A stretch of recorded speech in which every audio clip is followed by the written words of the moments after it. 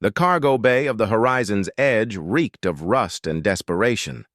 Bennett wiped the sweat from his brow as he sorted through the salvage from the derelict Zalthine vessel they'd found drifting near the Kepler belt. Nora stood at the airlock controls, her fingers dancing across the holographic interface as she ran the final atmospheric checks. "Bennett, we've got a problem," she called out, her voice tight with concern. He dropped the piece of alien tech he'd been examining and crossed the bay in 3 long strides. "What kind of problem?" "Life signs. 2 of them. One's fading fast." They found them huddled in what must have been a supply closet. A Zalthine female, her translucent skin flickering with distress patterns, and a small child no bigger than a human toddler. The child's bioluminescent markings were dim, barely visible beneath its mother's protective embrace. The woman's 3 eyes focused on them with desperate intensity. When she spoke, the translation implant in Bennett's ear rendered her clicking, whistling language into words that made his chest tighten. "Use me as you need, human. Just feed my child." Nora knelt beside them, her medical scanner already active. "She's offering herself as payment," she whispered to Bennett. "God, they must be starving." The Zalthine were a proud species, Bennett knew. Once they'd commanded 3 star systems and had refused Earth's offer of alliance, deeming humanity too primitive. Then the Scourge came, a parasitic species that consumed entire worlds. The Zalthine's arrogance had cost them everything. Now here was one of their survivors, offering herself as property just to save her child. Bennett crouched down, keeping his movements slow and non-threatening. "We're not going to use you," he said firmly, "and we're going to help your child."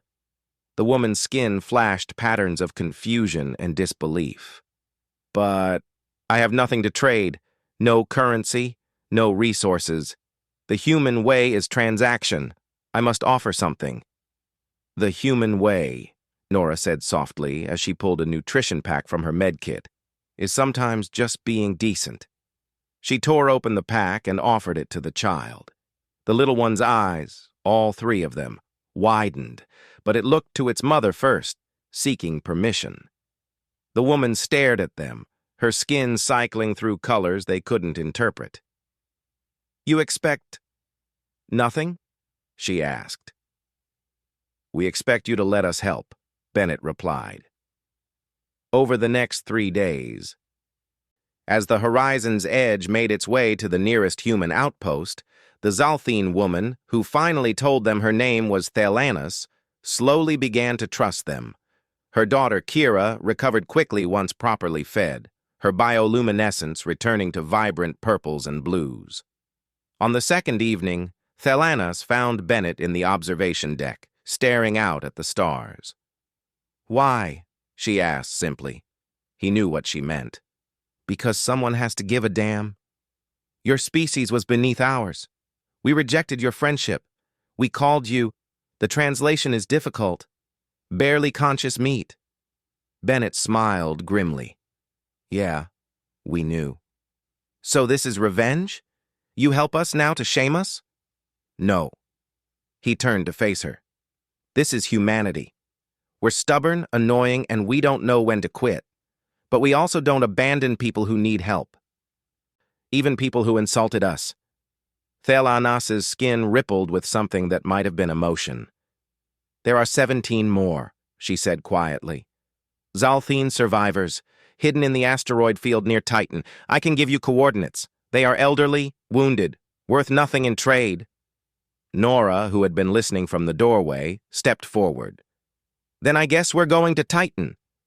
"But your cargo run," Thelanis protested. "Can wait," Bennett finished. "We'll call it in. The company will just have to deal with it." When they reached the human outpost at Ganymede Station, word of their detour had already spread. Instead of punishment, they found Commander Sarah Chen waiting with supplies and 3 more ships. "Apparently," Chen said with a slight smile, "when people heard humans were running a rescue op for Zalthine survivors, volunteers came out of the woodwork. We're a convoy now." Thelanis watched in amazement as humans, beings her people had dismissed as primitive, organized a full-scale humanitarian mission. No contracts, no payment, just action. 3 weeks later, all 17 survivors were safe, including 5 more children. The Council of Earth offered them sanctuary, asking nothing in return. On the day the Zalthine were settled into their new habitat dome on Luna, Thelanis approached Bennett and Nora one final time. "I have spent my life studying species," she said, "understanding what drives them. I thought I knew humanity. I was wrong." Her skin flashed a color their implants translated as deep respect. "You are not primitive. You are transcendent." "We're just people," Nora said with a shrug. "No," Thelanis replied. "You are humans. And I am beginning to understand what that truly means." As they left, Bennett glanced back at the dome where Kira and the other children played in the artificial sunlight, their bioluminescence painting rainbow patterns in the air. "Think they'll tell their grandkids about this someday?" Nora smiled.